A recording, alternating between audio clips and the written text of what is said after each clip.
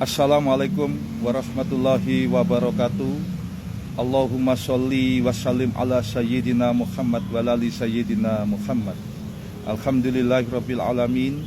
Saudara-saudara yang baik hati, dalam penelitian atau riset, kita sebagai peneliti atau periset harus memperhatikan kualitas penelitian. Nah, kualitas penelitian itu tergantung kepada kualitas data. Dan kualitas data tergantung kepada cara kita melakukan pengumpulan data. Dan cara kita melakukan pengumpulan data tergantung kepada perencanaan kita sebelumnya.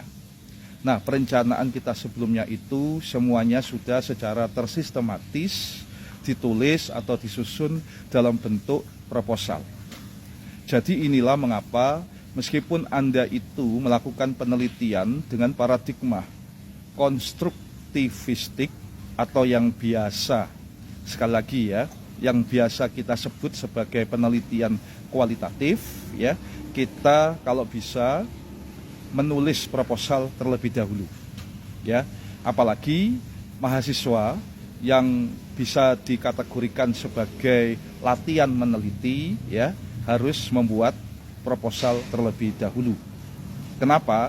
Karena penelitian konstruktivistik itu tidak harus membuat proposal, ya. Peneliti boleh langsung turun lapangan mencari data.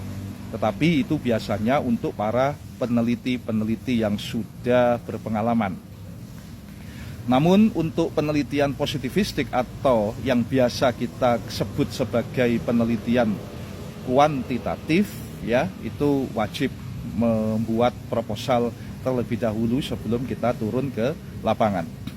Nah, saudara-saudara yang baik hati, kualitas data itu sudah disampaikan dalam grand teori yang ada di dalam kitab suci Al-Quran. Dalam surat Al-Baqarah 111 misalnya, Allah Subhanahu wa Ta'ala sudah mengendikan, hatu burhanakum in kuntum shodiqin. Mana buktimu, mana datamu jika engkau orang-orang yang benar. Jadi penelitian kita itu bisa disebut sebagai sebuah penelitian yang benar apabila, ya, bukti atau data kita memang betul-betul bukti atau data yang benar. Nah, saudara-saudara, untuk semua paradigma ada mekanisme dalam menentukan kualitas data. Untuk paradigma positivistik atau yang biasa kita kenal dengan penelitian kuantitatif, ya, itu biasa dikenal dengan istilah validitas dan reliabilitas data. Validitas itu apa? Validitas itu artinya kita meneliti, ya, kita menggunakan alat ukur yang sesuai dengan objek yang ingin kita ukur. Jadi alat ukur kita, yakni kuesioner, ya, itu sesuai untuk mengukur fenomena, realitas, atau objek yang ingin diukur. Saya memberikan analogi. Kita misalnya ingin mengukur berat badan. Nah, berat badan kita itu berapa sih? 40 kilo, 50 kilo, 60 kilo? Nah, kita menggunakan meteran kain. Nah, ini kan nggak sesuai, ya. Masa kita mengukur berat badan pakai meteran kain, ya. Nah, inilah yang disebut alat ukur kita tidak valid, ya. Namun kita ingin mengukur berat badan, tapi kita menggunakan timbangan badan. Berarti alat ukur kita valid, ya kan? Kita mengukur berat badan pakai timbangan badan itu kan valid, ya, sesuai. Gitu, ya. Nah, di dalam penelitian saya memberikan contoh, ya. Misalnya kita ingin meneliti bagaimana pengaruh sikap orang tua terhadap sikap anak pada pemilihan presiden. Nah, jadi apakah sikap orang tua itu mempengaruhi sikap anak? Ya, itu masalah. Nah, kita memilih sampel 100 remaja SMA. Ya, kita memilih 100 remaja SMA yang orang tuanya masih hidup. Gitu ya, sampelnya. Kemudian salah satu pertanyaan di dalam kuesioner begini, ya, bagaimana sikap Anda, ya, Anda di sini adalah remaja tadi, ya, terhadap sikap orang tua Anda. Nah, ya, itu kuesioner. Kemudian pertanyaan yang kedua, bagaimana sikap orang tua Anda? Nah, saudara-saudara, ya, dari contoh saya tadi itu tidak valid, ya.